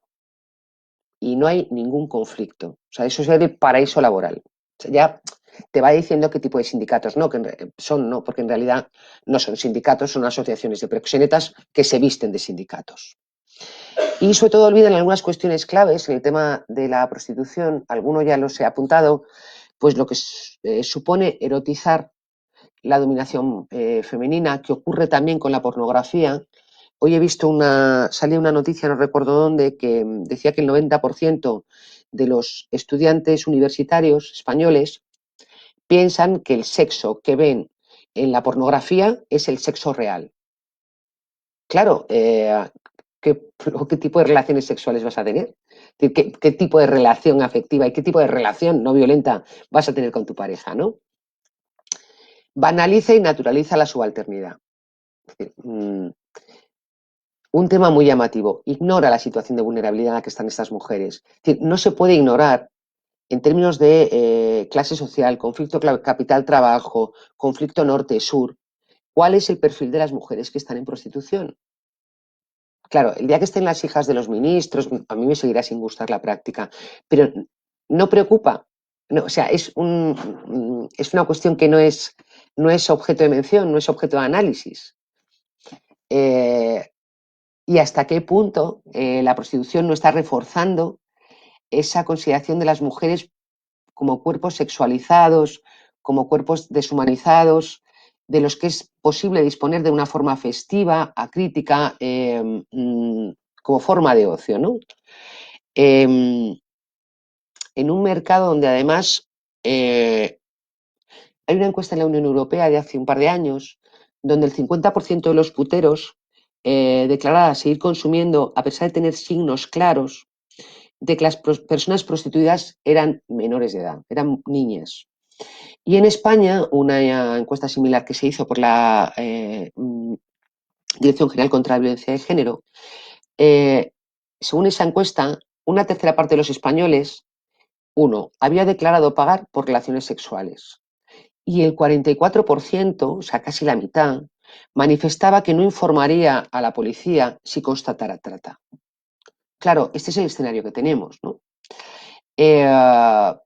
Bueno, y vuelvo otra vez al tema, o me gustaría volver, y ya con esto voy cerrando para dejar un poquito para el debate. Vuelvo otra vez a las experiencias previas, ¿no? Es decir, ¿qué está pasando allí donde se ha legalizado, ¿no? Pues eso, ¿qué ha pasado con los vientres en Ucrania? ¿Qué ha pasado con el modelo altruista británico? ¿Qué ha pasado con el canadiense, o el australiano? ¿Qué está pasando, no? Porque hay experiencias previas, se llama experiencia. Bueno, pues ¿qué ha pasado con aquellas legislaciones reglamentaristas, como es el caso alemán? Pues lo que está contrastado es que, lejos de mejorar las condiciones de las mujeres, lo que ha hecho es blanquear la actividad de las redes y de tráfico y de trata y de los proxenetas y convertirlos en respetables empresarios del sexo. Y no en vano, de hecho, la Fiscalía Alemana, y la ley alemana la van a revisar porque la están revisando ya, afortunadamente, la Fiscalía Alemana ya ha alertado que la legalización, la regulación de la prostitución ha alimentado las redes de trata y a la vez ha dificultado la persecución de la trata de seres humanos con fines de explotación sexual, porque ha convertido a esos proxenetas en empresarios del sexo, a esos tratantes, ¿no? Además, está demostrado que ha empeorado las condiciones de las mujeres en prostitución en Alemania. Ha habido una caída de precios. Esto de la tarifa plana por 70-100 euros es una práctica común. De hecho, es más difícil que las mujeres que se nieguen a hacer determinadas prácticas, porque dicen eso de es tu trabajo. Bueno, ahora está de moda las mujeres embarazadas en avanzadísimo estado de gestación, porque claro, el putero pide cosas nuevas. Es bastante habitual esos vuelos charter donde van un charter entero al lado de los aeropuertos y están al lado rodeados de burdeles. De hecho, hubo una inauguración de un burdel, se llama el Passy Club, donde había 1.700 hombres haciendo cola con una tarifa plana. Luego, por lo visto, en las críticas o en las valoraciones al local, algunos se quejaban porque decían que algunas parecían cansadas. Y creo que fueron una veintena que acabaron en urgencias. Claro, como es legal, piden sin complejo todo tipo de prácticas y, de hecho, las propias mujeres en prostitución así lo manifiestan, ¿no? Que a partir de la regulación las prácticas han sido más agresivas. Bueno, y voy cerrando y ya podemos dejar, si queréis, un espacio, porque ya yo creo que me he usado un poco. Uy, ¿sí? Vale. Bueno, no sé, la cuestión es que la lucha contra la jerarquía sexual pasa ineludiblemente por una concepción de las mujeres como sujetos de derecho y, desde luego, no como objetos sexuales y reproductivos. Creo que ambos debates, el tema de la prostitución y el tema de los vientres, normalmente se mueven en una especie como de acalorado debate de conmigo contra mí, antisexo, antiderechos y este tipo de cuestiones. Yo creo que es bueno hacer un análisis antes de aventurarte a proponer políticas públicas, y un análisis desde el punto de vista racional, intentando sacar fuera las emociones, ¿no? Y en esto las experiencias previas tienen mucho que decir. cómo las experiencias donde se ha regulado o bien el sistema prostitucional o bien la industria de los vientres ha significado una expansión del negocio, ha significado que se empeoren las condiciones de las mujeres, que se produzca un abaratamiento incluso de los precios y ha fomentado las redes de trata.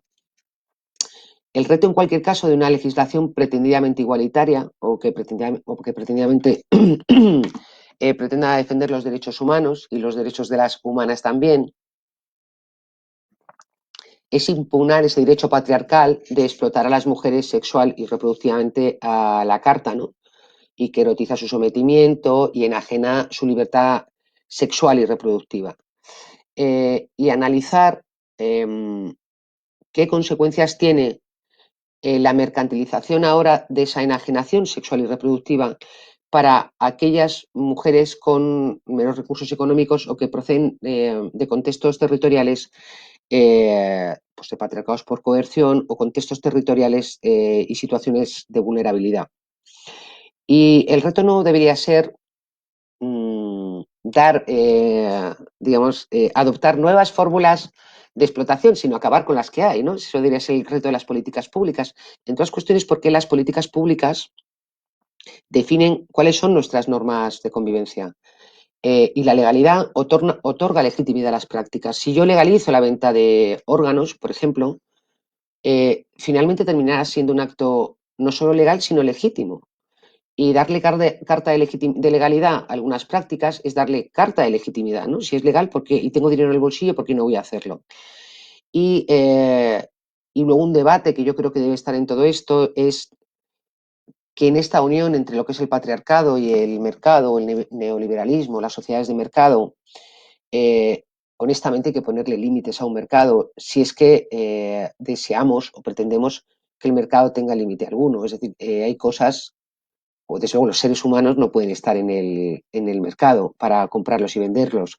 Y los seres humanos no pueden ser considerados medios para conseguir mercancías, o sea, las mujeres, o hay que ponerle un límite a los mercados o al mercado donde no todo pueda ser objeto de compra-venta y que menos que los seres humanos, digamos que proceden de un sistema esclavista que afortunadamente hemos dejado atrás en el contexto más inmediato. Pues muchas gracias por la paciencia, espero no haberme enrollado mucho, he corrido un poquitín porque es que eran muchos los temas. Bueno, muchas gracias, Laura. A Ha ti. sido muy interesante, muy interesante tu exposición. Y bueno, yo sin más le voy a dar paso a Tere para que modere también ella el debate y luego ya procederé yo a la clausura. Pero le doy paso a Tere y ella que modere y también que nos dé a conocer también los comentarios y las preguntas que han ido surgiendo a lo largo de la exposición. Y bueno, yo reiterarte mi enhorabuena. Y yo mi agradecimiento. Gracias. Gracias. A ver, al parecer, de momento no ha habido, perdón, no ha habido ninguna pregunta, por lo menos que se me haya hecho llegar, pero yo he preparado alguna. Has hablado durante todo el rato no, en algún tiempo de la erotización del deseo, ¿no? Del sometimiento. Eh, la pornografía está jugando un papel importantísimo en este proceso. Hay estudios que ya están reconociendo que hay criaturas, sobre todo chicos, que a partir de los 11 años y con un smartphone que ya tienen, están consumiendo toda esta pornografía que les permite erotizar ese sometimiento y que se den casos como las manadas, porque ya no es la manada, sino las manadas que actúan según lo que ven en esos procesos o en esas películas pornográficas. ¿Cómo se puede poner coto a esto? Porque el negocio de la prostitución no deja de ser la contrapuerta, por decirlo de alguna manera, o la segunda puerta de entrada después de la pornografía. O sea, la pornografía actúa como puerta de entrada en muchos casos a la prostitución, porque conocemos casos, sobre todo aquí en el País Valencia, desconozco lo que pasa en otros territorios, de gente, de señores, de señores no, de machirulos estar a la puerta de instituciones institucionalizadas de menores esperando a las niñas para que cuando salgan llevarlas a, bueno, pues a captarlas primero para pornografía o para pornografía y directamente prostitución. ¿Cómo se podría poner coto a esto? Hombre, yo creo que es que las páginas, bueno, cualquier chaval puede acceder a una página pornográfica. Y yo creo que lo primero que habría que hacer es, como se dice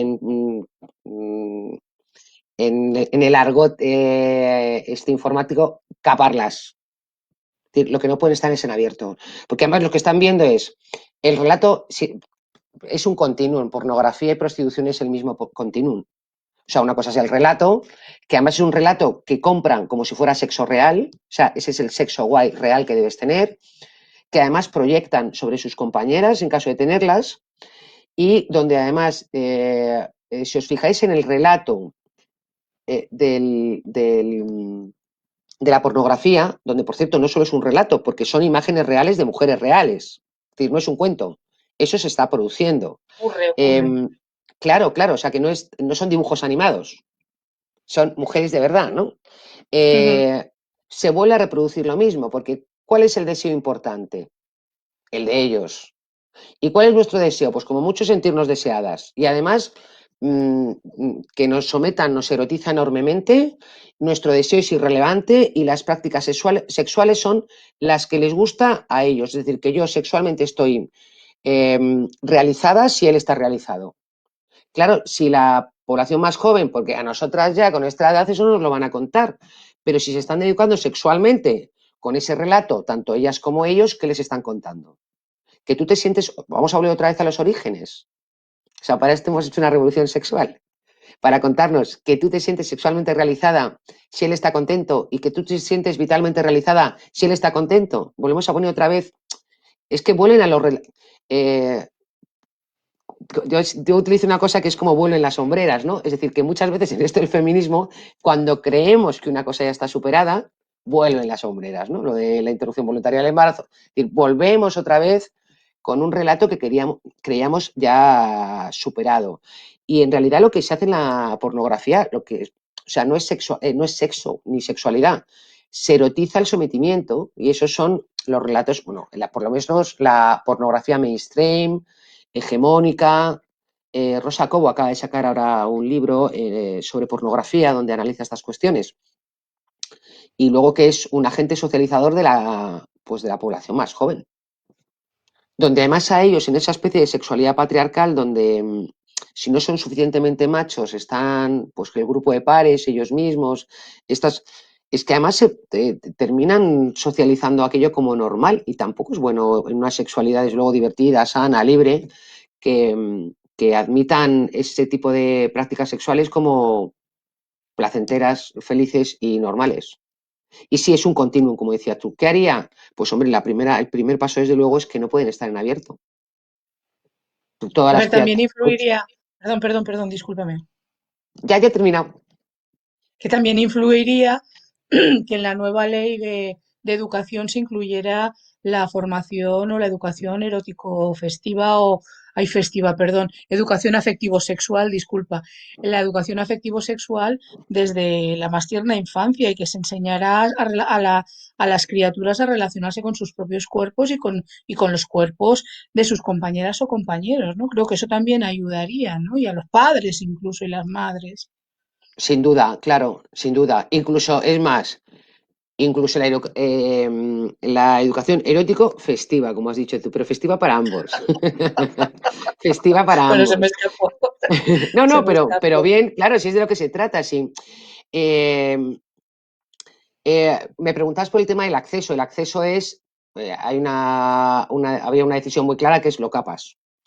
En el tema de la educación, claro, si es que el gran asunto en estos temas, tú ya sabes cómo pienso, así que el gran asunto en el tema de la pornografía, la prostitución, eh, tiene que ver con la socialización y con la educación, es decir, con lo que, cómo construyes qué es un hombre y para qué sirve, y qué construyes qué es una mujer y para qué sirve. Y eso está en la educación desde el minuto cero, desde el minuto cero, desde el minuto cero. O sea, pensé que me preguntabas cómo impedir que accedieran. No, el tema es, claro, sí, claro, lo previo es que no quieran acceder, tampoco acceden al BOE.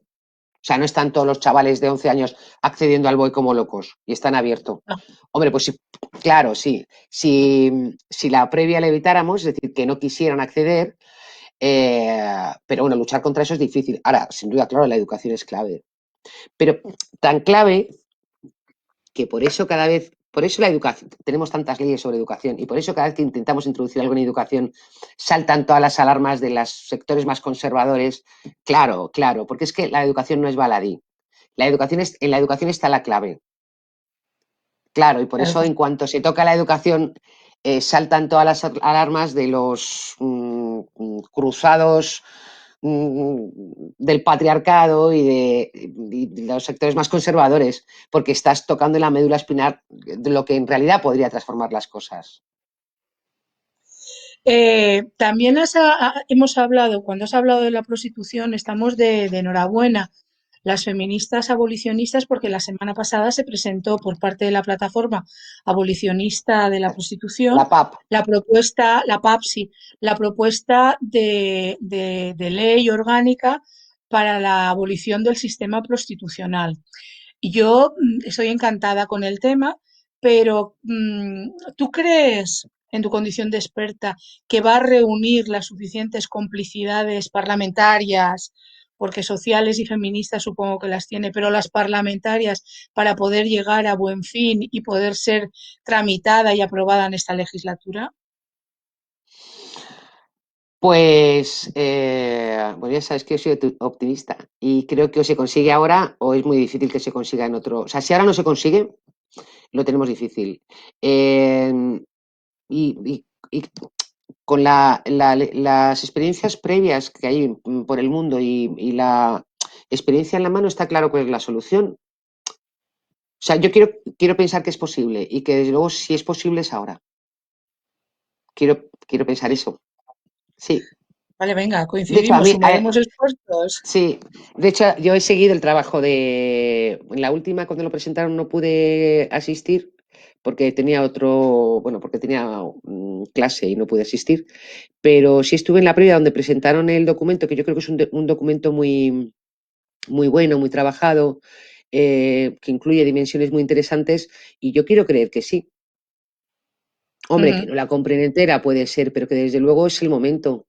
Bueno, que es el momento y que ya está bien. O sea Va a ser que sí. que, claro, ambas Va a cosas. ser que sí. Tienes una larguísima experiencia en cooperación internacional y siempre con perspectiva de género. Has hablado de vientres de alquiler y de prostitución. Desde mi punto de vista personal y particular, forma parte de un tipo de violencia estructural ligada a la pobreza. ¿Lo definirías así tú también como violencia estructural? Porque no Sí, sin dejamos de duda. pensar, no, perdón, ya acabo. Yo al menos opino que la violencia estructural, la violencia de género o la violencia machista estructural es la más invisible de todas las violencias, pero también al mismo tiempo la más transversal. Sí, claro, como la violencia simbólica. A ver, son las violencias sobre las que se asientan el resto de violencias. Y Mm, claro, sí que yo sí creo que es violencia estructural. Es decir, claro, la violencia simbólica y la violencia estructural son como un continuum, ¿no? De actitudes, de patrones de tal, de situaciones de tal, que permiten que las otras violencias sean posibles. Sí creo que es, y efectivamente comparto contigo que son las más invisibles. Y desde luego sí lo consideraría, entre otras cuestiones, además de un atentado contra la dignidad, de una vulneración de los derechos del niño y de la niña, de un montón de tráfico de menores, aparte de otros delitillos que van por ahí, desde luego es violencia estructural, porque tiene que ver con esa, en este caso, con esa rentabilización de la situación de necesidad que provoca esa violencia estructural. A ver, ninguna mujer se pondría a gestar están en granjas, es que están en granjas. Eh, eh, la propia sociedad, secuestradas. Sí, sí, pero luego, por ejemplo, en Ucrania se va en los últimos meses para que no se Luego hay pequeñas variaciones, pero en cualquier caso, uno, sufren el estigma social de la comunidad y de la familia por el hecho de vender una criatura, en lo que el dinero además suele ir para su familia. Paraíso californiano para pagar los estudios universitarios de una democracia estupenda que no tiene un sistema público de educación superior, dicho sea de paso. Y para el sistema en la India, pues para pagar las dotes de las hijas, vaya también análisis por ahí, o para pagar tratamientos médicos. Vamos, hay estudios sobre la cuestión. Se aprovechan de esa situación de necesidad y rentabilizan la situación de necesidad. Entonces, sí, desde luego es violencia estructural y otras cosas más. Sí, sí, totalmente de acuerdo. Y ya para acabar, porque no me comunican que haya más preguntas, pero bueno, yo por si acaso. A ver, tenemos en estos momentos un cambio de paradigma en la definición de violencia de género. Mañana es 25 de noviembre, el Día Internacional por la Eliminación de las Violencias contra las Mujeres o de la violencia contra las mujeres, y hay en estos momentos un cambio de opinión sobre la definición, ¿vale? Eh, yo estoy, desde mi perspectiva y desde mi activismo, estoy por la definición de violencias machistas más que por la de violencia de género. ¿Qué opinas tú de que las violencias machistas estén un poco, o desde mi perspectiva, está un poco más en auge y un poco más en declive la expresión violencia de género, teniendo en cuenta que la ley la define claramente como violencia de género? Bueno, en su día cuando se aprobó la ley, me acuerdo que fue una Y tú sabes batalla. de esto. Bueno, no, pero que estábamos todas, el feminismo estaba ahí, pues si se llamaba una forma contra la mujer o contra las mujeres o de género. En su día fue una conquista, porque lo que se intentaba evidenciar es el origen, ¿no? O sea, mm, ¿cuál es el origen de la violencia que sufren las mujeres, ¿no? Ujú. Pues el género, esa construcción social, esos mandatos, esa construcción política. En su día fue, bueno, digamos que una batalla ganada. Eh, Desde luego, hoy por hoy me gusta más el término violencias machistas, porque además estamos viendo que en el género al final cabe todo. Ujú. Y las mujeres y niños, por el hecho de nacer mujeres o niñas, están expuestas a un sinfín de modalidades de violencia. Anualmente desaparecen entre 1,5 millones y 3 millones de mujeres y niñas. Bueno, a todo esto, uno, que el dato sea una cosa y el doble ya te dice la importancia que hay, o sea, el interés internacional en cuantificar la historia. Ningún país dice este es mi PIB o el doble, o este es mi... Es decir, ya que sea esto o el doble, ya te está diciendo, en fin, la sensibilidad que hay con el tema. Pero luego es tan aterrador, es decir, que nacer mujer conlleva como niña, una sobreexposición a múltiples formas de violencia en el mundo, en cualquiera de los territorios, países y contextos. Y yo creo que esto es un fenómeno que hay que evidenciar como tal, localizar como tal. ¿Cuál es el origen? El machismo. Claro, yo prefiero violencia machista que violencia de género. Sin duda, claro, sí. Sí, sí. Bien, coincidimos. Bueno, como Eh, solemos coincidir tú y yo, Somos coincidir, sí. A ver, sí. estamos en pleno auge del movimiento del transgenerismo, que al menos para mí pretende un borrado de mujeres y que está considerado y que considero que es una nueva estrategia patriarcal. Creo que sería importante, desde tu posición de, insisto, de experta, diferenciar entre transgenerismo y transexualidad, porque no es lo mismo. Y es No, importante porque el feminismo siempre ha estado y ha considerado parte de su legítimo reivindicaciones la defensa de los derechos de las mujeres transexuales, pero cabe diferenciar muy mucho entre transgenerismo y transexualidad. No es lo mismo y mientras que la transexualidad forma parte del discurso feminista, el transgenerismo lo que pretende es precisamente borrar a las mujeres, dejando de nombrarlas sencillamente, ¿no? Y que es muy duro. Eh, ¿Podrías explicar por si hay alguna persona que no entiende esa diferencia, por favor? eh, vamos a ver, para empezar, el feminismo ha sido siempre un humanismo. Y de hecho, en el Mm, feminismo bueno, sí, en los orígenes hubo un conflicto en función de la raza, pues, en algunos contextos, en el norteamericano. El feminismo como ideología política y como práctica personal ha sido siempre un humanismo y además ha sido muy solidario con cualquier otra fuente de opresión. De hecho, nace de la mano con el antiesclavismo, con el abolicionismo, en fin, bueno, lo que ya sabemos. Entonces, complejitos los justos, porque es que yo creo que hay un punto que tú no puedes llevar 2 años, 2 siglos de historia y andar dando explicaciones todavía sobre qué es el feminismo, ¿no? Y el feminismo ha sido siempre un humanismo y un defensor de los derechos y libertades de las mujeres. Vale. Respecto a lo trans, es decir, que bueno, y por supuesto ha tenido eso que llama Celia Moros, ¿cómo lo llamaba? Matrimonios. Ahí era un matrimonio mal avenido, sí, la relación entre izquierda y feminismo, ¿no? O sea que además muchas veces nos han sacrificado y ahí seguimos. Respecto a lo trans, a ver, trans es como, bueno, lo trans, igual que lo transhumante, lo trans, significa como al otro lado, al otro. Bien, y aquí tenemos lo trans qué, pues al otro lado, lo que transgrede o lo que está al otro lado, o tiene otra forma de ver, pues lo que son las normas sexuales o las normas de género. Claro, pero aquí hay una diferencia, porque mientras que lo transexual hace referencia al sexo, es decir, en virtud de especie dimórfica, con expresiones sexuales diferentes y anatomías diferentes, y además normalmente lo que se intenta es, mediante hormonación o cirugía o ambas cosas, solucionar esa incongruencia que puede tener una persona entre su apariencia física y su identidad sexual. Lo transexual bebe en esa especie como de espacio. Normalmente, además, suele forzar la diferenciación sexual, es decir, que los transexuales o los transexuales no se visten de forma indiferenciada, sino que refuerzan esos roles de género, pero que es un espacio. Bien, vale.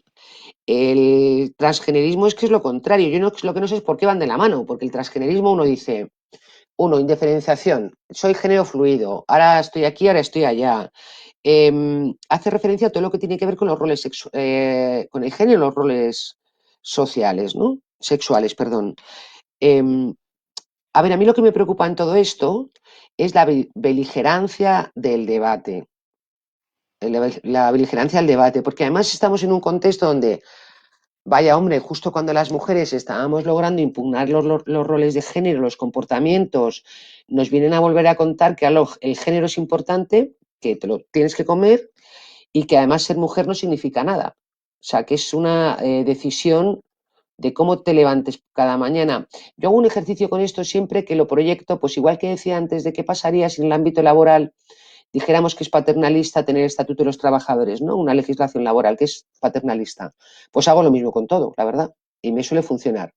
Y yo me pregunto, ¿y si yo dijera, bueno, por supuesto la raza ya sabemos que no existe, que es un continuum, que es un. Vale, bien, dicho esto, ¿y si yo mañana me levanto, voy a una asamblea de mujeres, yo qué sé, migrantes o de mujeres negras o de mujeres con diversidad funcional y digo, yo como mujer con diversidad funcional, yo como mujer negra, a mí el guantazo que me pegan no vuelvo? Entiéndeme, que una cosa es sumar y otra suplantar. Sumar está muy bien, suplantar no. No sé si me he explicado. Clara como el agua, querida, clara y meridiana Vale, como el agua. vale. Y ya una última pregunta para acabar. A ver, tenemos la necesidad bueno, la necesidad no, es lo que te voy a plantear. La ley de protección, la ley de medidas de protección contra la violencia de género ha cumplido ya 16 años, ¿vale? Necesita una reforma, pese a que ha tenido varias. Eh, ¿En qué aspectos consideras que debería ser mejorada? Porque tal y como has hablado ahora y entendemos que tanto los vientres de alquiler como la prostitución forman parte de esas violencias machistas, deberían también incluirse la protección a estas mujeres, las que abandonan la prostitución o las que denuncian haber sido madres gestantes de una manera no voluntaria ni altruista, deberían estar incluidas también en las medidas de protección. ¿Cómo lo ves? Por ejemplo.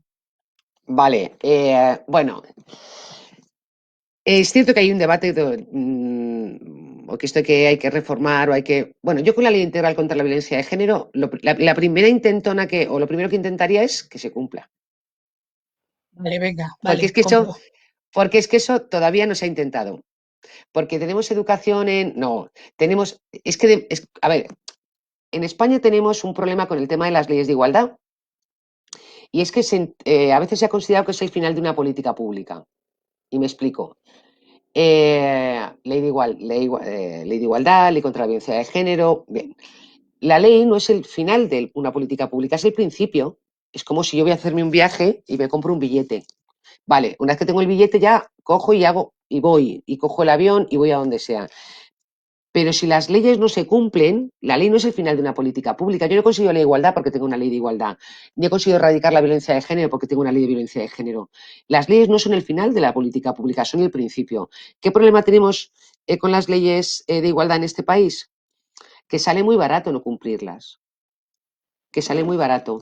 Y la ley integral contra la violencia de género es que todavía está no te voy a decir por estrenar, pero es que todavía no se ha cumplido. Igual que la ratificación del Convenio de Estambul. O sea, que sería interesante, con el debate que estamos teniendo ahora, a mí no sé, o sea, el debate este del qué es Sí, ser sí, mujer sí. y si significa algo, ¿vale? Yo no sé si abriría el melón, lo que desde luego es lo que sí haría es que se cumpliera. ¿Qué tal si probamos a que se cumpla? Pues la Ley Integral contra la Violencia de Género, el Convenio de Estambul, vamos a ver qué vamos haciendo con el Pacto de Estado, o si en el Pacto de Estado se pueden incluir, por ejemplo, violencias sexuales y reproductivas, que no están. Sí, bueno, hay algunos elementos como, bueno, hay que desincentivar a los puteros. Bueno, sí, claro, en fin, el putero está pendiente de lo que digamos las feministas, claro, de toda la vida. Vale, Se vale. levanta y lo primero que consulta son las redes a ver qué decimos. Creo que, por ejemplo, habría otro tipo de intervenciones que serían interesantes. Y luego, respecto al tema de la explotación reproductiva, a ver, el artículo 10 de la Ley de Reproducción Humana Asistida y el Código Penal, creo que es el artículo 220 y 221, es meridiano en las penas por ceder o tus hijos o ser intermediario por ceder menores con contraprestación o sin contraprestación. Ergo, apliques el Código Penal, ¿no? El problema es que en eso se salvaguardan, en esa instrucción de la Dirección General de Registros y Notariado que habría que derogar, y en el principio de territorialidad de las penas. Es decir, que tú el delito lo cometes en un sitio donde aquello no es delito. Ya. O sea, que tienen, bueno, y aparte que ambos lobbies, el de la prostitución y los vientres, son lobbies muy lucrativos. Y el principal lucro que tienen es que, claro, su materia prima les sale gratis. ¿Tú qué haces? Explotar el Y, cuerpo de una mujer. Y eso te sale gratis. y le tendremos que añadir además la patriarcalización del sistema judicial del Estado español. No, sí, bueno, y de este y de otros muchos. Claro, sí, sí. Hablo de lo que lo conozco. Sí, sí, no, totalmente, totalmente. De hecho, en un debate que hay sobre el tema de la prostitución, si se va a un modelo o se va a otro, y si se imponen penas o no a puteros, uno de los problemas que hay, o que se debatía, era, claro, si tú pones una pena muy elevada a un putero, ¿vale? O sea, que lo mandas a la cárcel, te vas a encontrar con un sistema judicial que por lo penal, primero, va a remeter con la mujer en prostitución porque el penal es muy agresivo como procedimiento. Y después te vas a encontrar luego con un juez que va a decir, este pobre chaval, de verdad me lo vas a mandar a la cárcel, hombre, por irse, venga, venga, inocente. ¿Qué es lo que ha pasado mucho tiempo con el tema de las agresiones sexuales y que al propio sistema judicial se le caía la pluma para mandar a un chaval a una cárcel, un chaval a una cárcel solo porque había violado? Entiéndeme Sí, sí, te que entiendo, el te propio entiendo. sistema, las propias personas que conforman el sistema, les parece que la pena, solo hombre, por un rato que ha pasado ahí, como si fuera irrelevante. Bueno, en fin, no quiero tampoco entrar en calificaciones, que supondrás cuáles son y supondréis cuáles son. Claro, pero es que el propio sistema es que las leyes las aplican personas y el sistema judicial tiene una deriva patriarcal donde de verdad les da pena. Bueno, mira lo de la manada, y lo de la manada se medio ganó, pero bueno, que anda, que el voto particular de aquel que decía que estaba viendo ahí un holgorio, que lo llaman holgorio, por favor, que ese señor deje ver porno, porque es que al final ve holgorio en una violación. No Sí, que sé, sí. que creo que efectivamente tienes razón y que ese es uno de los principales que tenemos.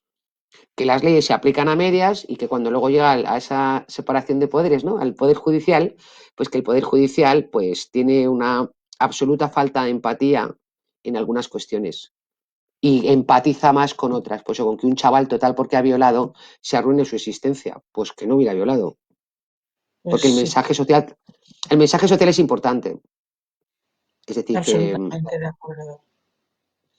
aunque creo que es el Si te último parece, recurso, ¿eh? ¿el Que cual? la pena, que la última ratio que dicen, aunque yo estoy vamos, yo desde luego defiendo siempre que la sanción penal debe ser siempre la última ratio, es decir, la Sí. última medida. Estoy más en la línea de qué tal si educamos, si socializamos, si sensibilizamos, si afeamos, si el grupo de pares te dice, oye, eso está mal, porque el grupo de pares tiene una capacidad de socialización innegable. Y esto, por ejemplo, en temas de violencia de género lo hemos visto.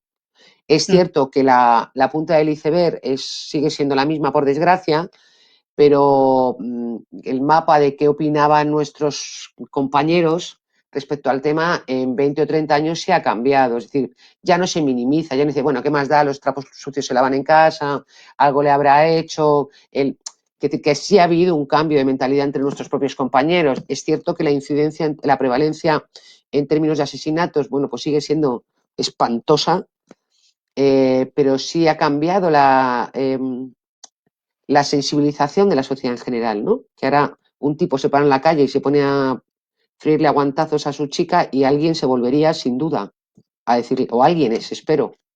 Bueno, a que nosotras que no nos pille por ahí, pero vamos, que No, seguro que que hay no nos... alguien que se pararía.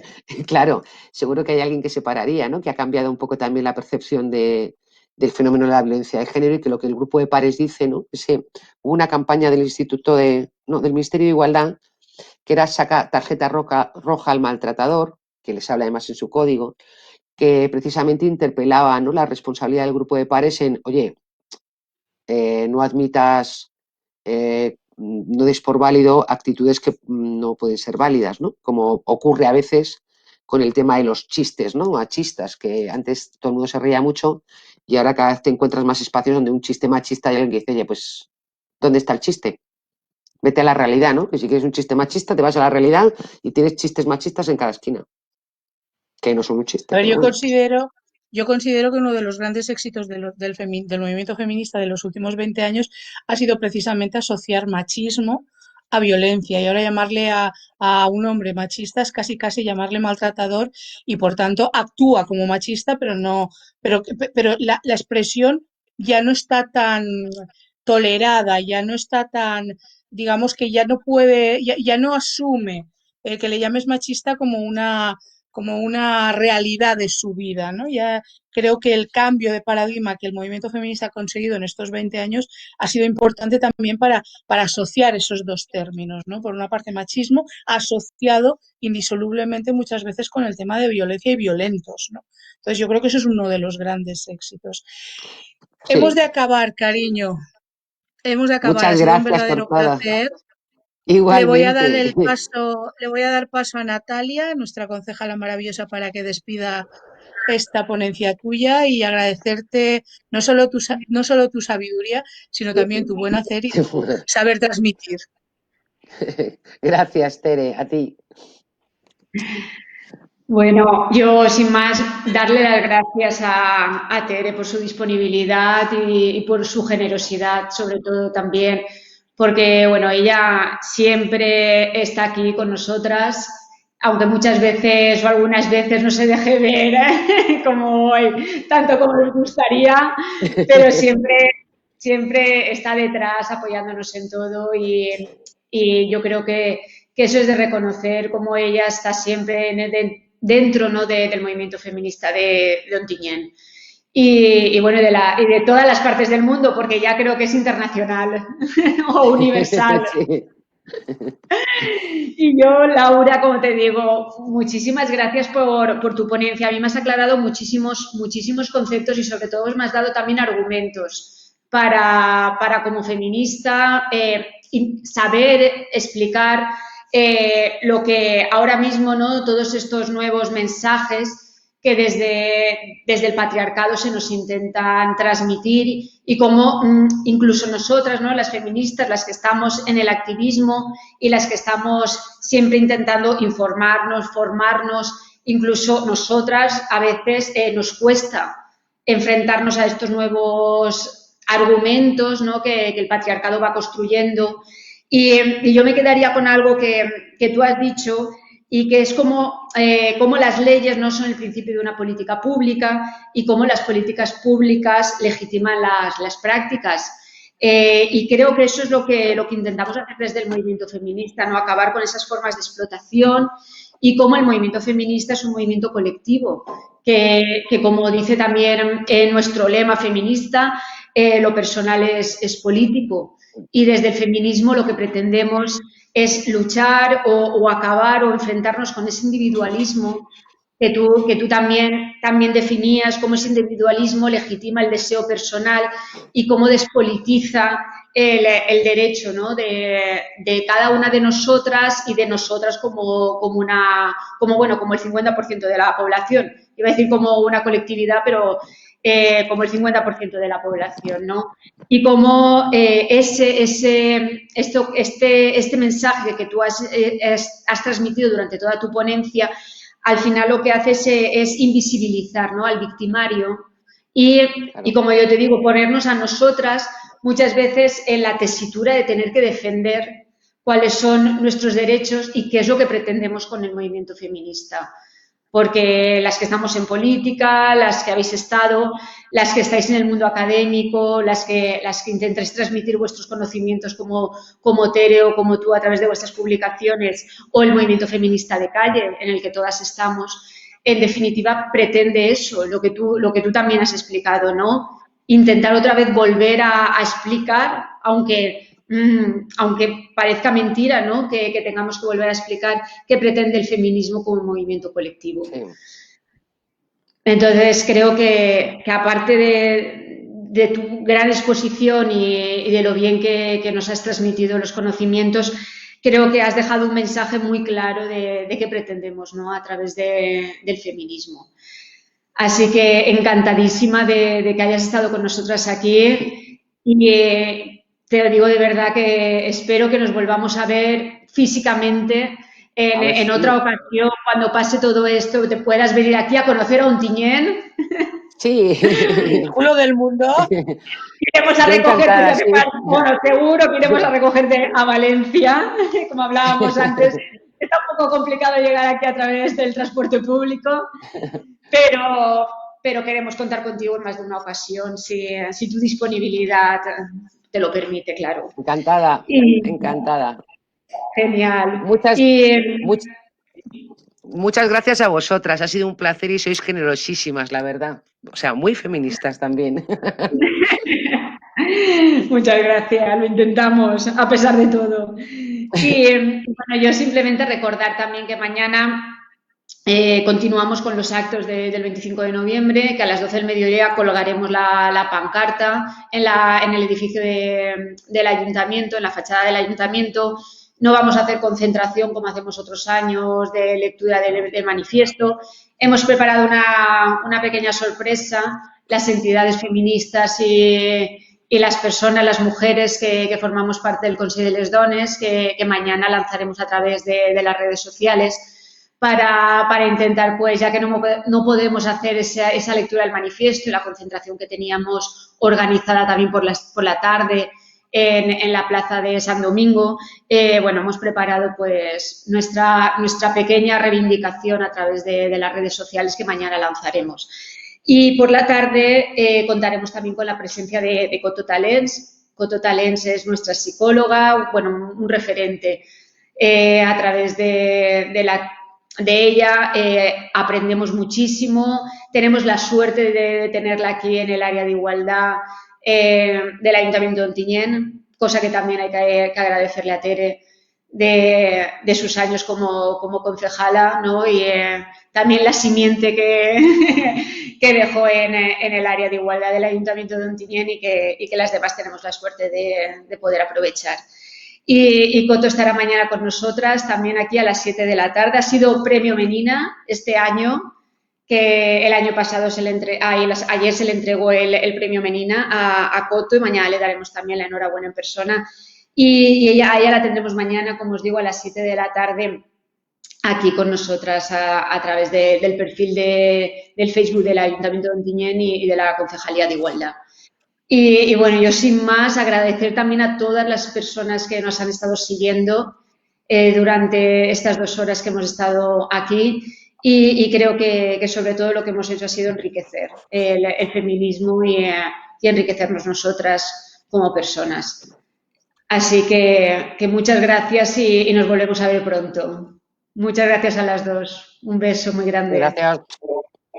Gracias a vosotras. Chao. Adiós. Adiós. Adiós. Adiós.